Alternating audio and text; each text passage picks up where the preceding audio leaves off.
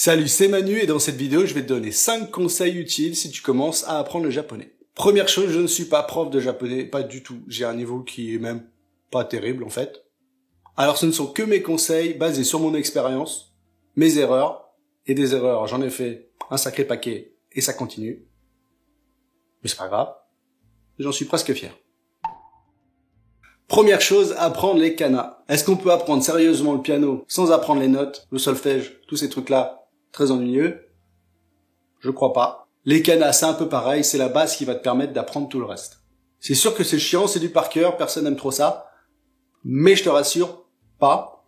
Parce que le reste, la grammaire, le vocabulaire et tout le reste, ça va être pareil. Donc autant commencer par ça. Une erreur que j'ai faite dès le début, c'est de me dire, tiens, je vais commencer par la grammaire, comme ça j'aurai fait le plus compliqué dès le début, et comme ça, il me restera plus que le vocabulaire, et je serai tranquille. Ouais. Bah non. Faut savoir aussi qu'il y a certains profs, certaines méthodes qui partent dans cette voie-là. Pour moi, je trouve que c'est une erreur, après, ça reste mon avis. Faut quand même se dire que savoir que la particule O, c'est la particule de CO2, ça sert pas à grand chose si t'as pas le vocabulaire à mettre avant et après.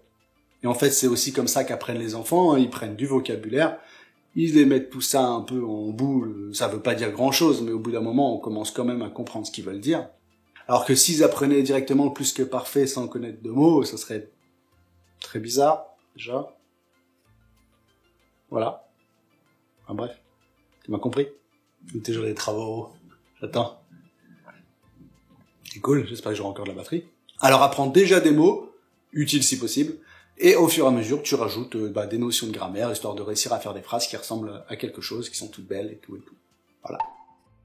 Beaucoup de personnes qui apprennent le japonais en autodidacte comme moi ne prennent pas de temps dédié à cet apprentissage. C'est-à-dire qu'on apprend quand on a du temps dans les transports, quand on attend quelqu'un, quand on va aux toilettes. Bon, tout le monde n'apprend pas dans les toilettes, mais beaucoup quand même. Pour réviser, c'est très bien, mais pour vraiment apprendre, faut que tu arrives à bloquer 1 heure par-ci par-là pour réussir à intégrer des règles et des concepts qui parfois sont compliqués. En gros, on peut pas peindre un chef-d'œuvre dans le métro ou dans les toilettes. Conseil numéro... Ah, attendez. Conseil numéro bonus, extraordinaire.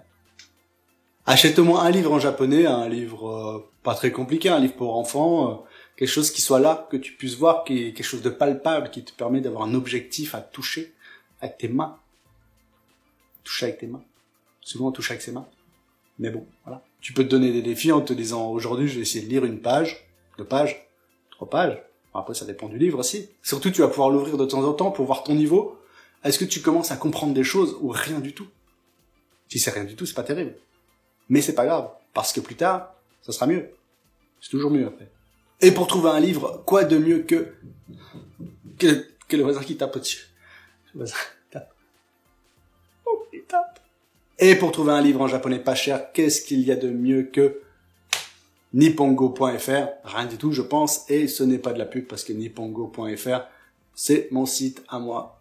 Donc, c'est pas vraiment de la pub. Je sais pas, peut-être. C'est pas grave. Nippongo, c'est un site qui te propose des livres en japonais d'occasion, comme ça c'est pas cher et ça t'évite de vendre un rein pour acheter un bouquin. En plus, tu peux aussi y revendre tes livres. Il y a une mouche qui m'embête. Oh, il y a une mouche qui m'embête. Oh, la mouche. En plus, tu peux aussi y revendre tes livres et tes manuels de japonais si tu n'en as plus besoin. C'est quand même la meilleure nouvelle de la journée quand même, hein. Allez, tu as le lien en description. Faut y aller tout de suite. Maintenant. Non, après la vidéo quand même. Prends au moins un cours avec un prof, une prof, des profs. Bref, prends un cours. Vois avec eux, mais la plupart seront d'accord pour passer 1 heure pour répondre aux questions importantes auxquelles tu ne trouves pas de réponse. Ça va t'éviter de galérer pendant des heures à chercher sur internet des réponses que tu trouveras par paquet, mais pas forcément les mêmes à chaque fois. Et peut-être qu'il n'y en aura aucune qui sera vraiment exacte et tu finiras par craquer, à pleurer tout seul sur ton bureau. Après, ça dépend des gens. Et le voisin, il y a des mouches, il y a un avion.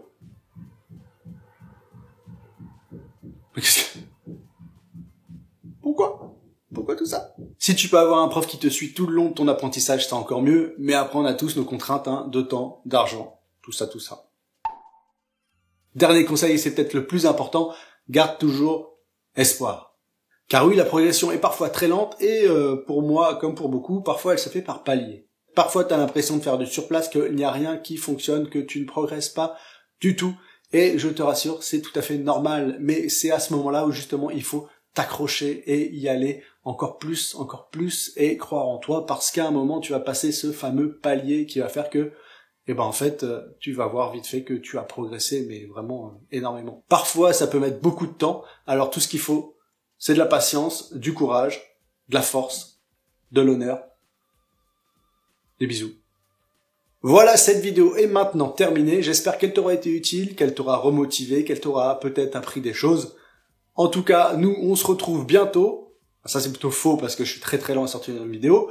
Mais en tout cas, n'hésite pas à t'abonner pour être mis au courant en exclusivité. Le premier, tu seras le premier. Toi, ce sera toi le premier pour savoir quand est-ce que sort la prochaine vidéo de conseils ou de voyage avec toujours les épisodes de Japan Express de 2019 parce que je suis quelqu'un qui est en avance sur son temps. Alors je te dis à bientôt, courage, bonne et heureuse journée, des bisous, des petits anges qui tout là, on va essayer de mettre des anges là.